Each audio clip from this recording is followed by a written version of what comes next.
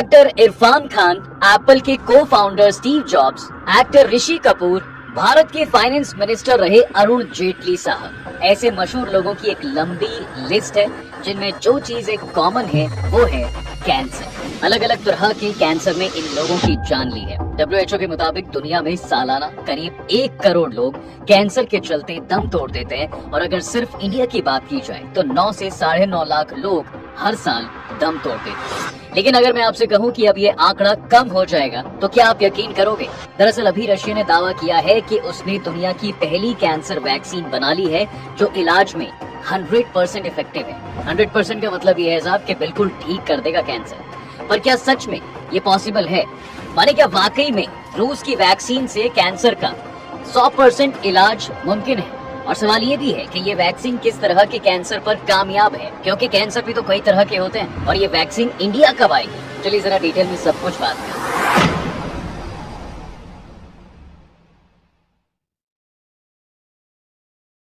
देखिए साहब, 6 अगस्त को रशिया की federal medical and biological agency यानी कि FMBA ने ऐलान कर दिया था कि उसने कैंसर की वैक्सीन तैयार कर ली।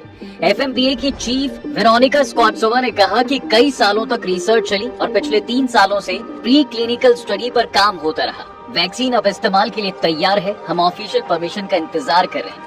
वैक्सीन की बात की जाए तो ये mRNA बेस्ड वैक्सीन है जिसका नाम एंट्रोमिक्स है। रूस ने national medical research radiology centre और एकेडमी ऑफ साइंस के angle heart institute of molecular biology ने मिलकर इस वैक्सीन को डेवलप किया है। रशिया के दावे के मुताबिक ये प्री क्लिनिकल ट्रायल्स में 100% इफेक्टिव रही है और तमाम सेफ्टी मेजर्स पर खरी भी उतरी है।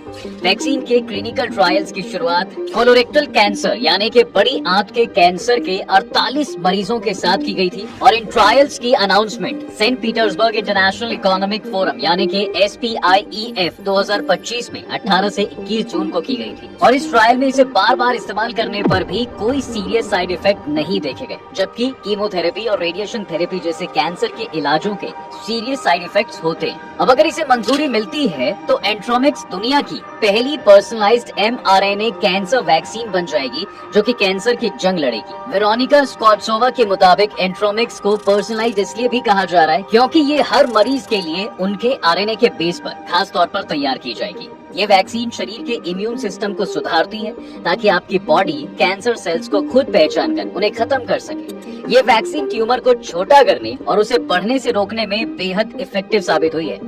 आवादे साहब अपने अगले सवाल पर कि क्या ये वैक्सीन हर तरह के कैंसर को खत्म कर सकती है और अगर नहीं तो फिर कौन कौन से कैंसर के लिए ये सही है?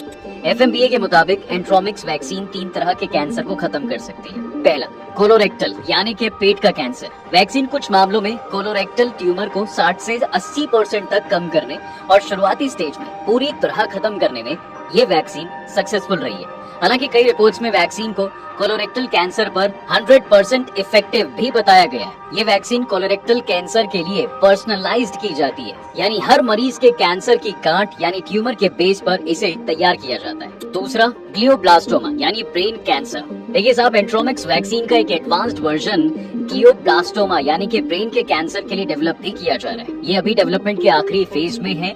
ये वैक्सीन अभी कोलोरेक्टल कैंसर के वैक्सीन जितनी तैयार नहीं है, लेकिन रिसर्च तेजी से हो रही है। ग्लियोब्लास्टोमा दिमाग में तेजी से फैलने वाला कैंसर है जिसका इलाज इतना आसान नहीं है। तीसरा, मेलानोमा यानी कि स्किन और आंख का कैंसर। इसके लिए भी वैक्सीन का एक और वर्जन बनाया जा रहा है। ये वैक्सीन भी आखिरी फेज में है। ट्रायल्स में कोई सीरियस साइड इफेक्ट नहीं देखे गए। हल्के साइड इफेक्ट्स जैसे कि थकान या इंजेक्शन वाली जगह पर सूजन जरूर देखी गई है, लेकिन कोई सीरियस इफेक्ट नहीं है। इसके अलावा मीडिया रिपोर्ट्स में कहा गया है कि ये वैक्सीन लंग्स, ब्रेस्ट और पेनक्रिएटिक कैंसर के लिए भी फायदेमंद हो सकती है, लेकिन इसको लेकर कोई कंफर्मेशन नहीं आई है। अभी इसे लेकर शुरुआती रिसर्च की जा रही है। ये वैक्सीन शुरुआती स्टेज के कैंसर में ज्यादा इफेक्टिव है और एडवांस स्टेज में ट्यूमर की ग्रोथ को धीमा कर सकती है या मरीज की जिंदगी को लंबा भी कर सकती है। अब आते हैं साहब कि ये कैंसर की वैक्सीन काम कैसे करती है। माने क्या ये भी कोविड के जैसे ही काम करती है? देखिए, एंट्रोमिक्स एक mRNA बेस्ड वैक्सीन है, यानी कि वैक्सीन में असली वायरस नहीं होता, सिर्फ उसका mRNA कोड होता है। जब वैक्सीन शरीर में जाती है तो हमारे सेल्स उस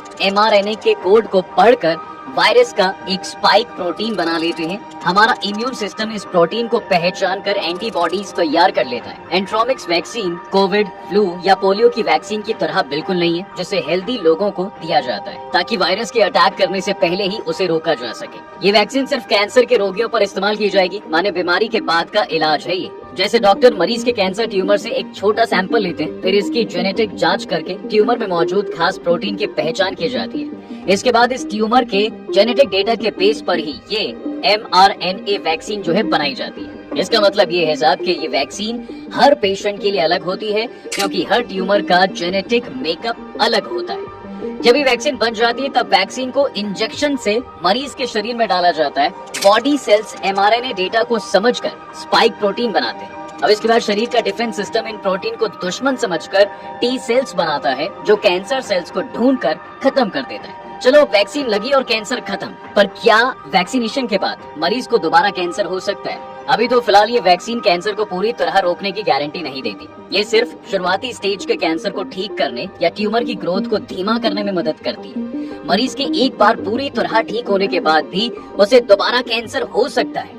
वेरोनिका स्कॉट्सोवा ने ये कहा है कि शुरुआती स्टेज में वैक्सीन कुछ मरीजों में कैंसर को पूरी तरह खत्म कर सकती है, लेकिन इसका मतलब ये नहीं है कि कैंसर दोबारा कभी नहीं होगा। कैंसर का रिकरेंस मरीज की उम्र, हेल्थ, कैंसर के टाइप, मरीज के जीन्स और उसकी लाइफस्टाइल पर डिपेंड करता है। तो ऐसा नहीं है कि बस अब काम खत्म। हालांकि अभी कई एक्सपर्ट्स का कहना है कि जब किसी वैक्सीन के पहले स्टेज के टेस्ट में 100% रिजल्ट्स देखे जाते हैं तो सवाल खड़ा होता है कि सैंपल का साइज क्या था। इस टेस्ट में 48 लोग शामिल थे। ये दुनिया भर की आबादी पर लागू करने के लिए बहुत छोटा सैंपल है। अभी तक कोई फाइनल रिपोर्ट्स भी सामने नहीं आई हैं। जब तक हमें पूरा डेटा, बायोमार्कर, सक्सेस रेट और 6 से 12 महीनों से आगे के कैंसर के स्टेज में अच्छे रिजल्ट्स नहीं मिल जाते, तब तक ये वैक्सीन सिर्फ उम्मीद बनी रहेगी। चलो उम्मीद ही सही। और वैसे भी जन्नत में इमरान हाशमी ने कहा भी था कि उम्मीद पर दुनिया चल रही है, तो हम भी चलते हैं। लेकिन ये भी तो जानना है साहब कि ये वैक्सीन भारत में कब मिलेगी और कितने रुपयों में मिलेगी। इंडिया में इस वैक्सीन के आने के बारे में अभी तक कोई ऑफिशियल अनाउंसमेंट नहीं हो पाई है। भारत और रूस के बीच रिश्ते अच्छे हैं और मेडिकल सेक्टर में दोनों देश एक दूसरे को सपोर्ट भी करते हैं। इस वजह से उम्मीद लगाई जा रही है कि ये भारत में भी मिलने लगेगी। हालांकि इसके लिए भारत के कंट्रोलर जनरल ऑफ इंडिया यानी कि DGCI की मंजूरी और लोकल ट्रायल्स की बहुत जरूरत होगी।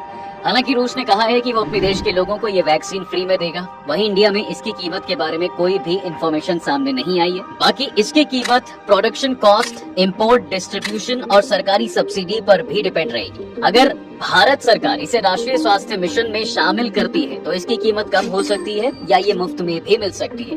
लेकिन फिलहाल कुछ भी कहना बहुत मुश्किल है, क्योंकि मुझे ऐसा लगता है कि जब ये वैक्सीन हर इंसान के कैंसर के हिसाब से अलग बनाई जाएगी तो फिर इसकी कीमत ज्यादा ही होगी और इसे एक बड़े बिजनेस की तरह ही देखा जाएगा। फिलहाल शरीर के अलग अलग अंगों और कैंसर के फैलने के तरीके के हिसाब से करीब 200 तरह के कैंसर्स हैं दुनिया में। इनमें सबसे आम है ब्रेस्ट कैंसर। अभी तक कैंसर का इलाज किसी एक तरीके से या फिर एक वैक्सीन से नहीं होता। अलग अलग कैंसर के मरीजों और उनके कैंसर की स्टेज के आधार पर अलग अलग तरीकों से कैंसर का इलाज किया जाता है। इनमें से सबसे कॉमन तरीके हैं surgery, chemotherapy, radiation therapy, immunotherapy, hormone therapy और स्टेम सेल ट्रांसप्लांट। और अब ऐसे में अगर वैक्सीन आती भी है तो वो एक रेवोल्यूशन भी होगा, हेल्थ सेक्टर में भी और बिजनेस सेक्टर में भी।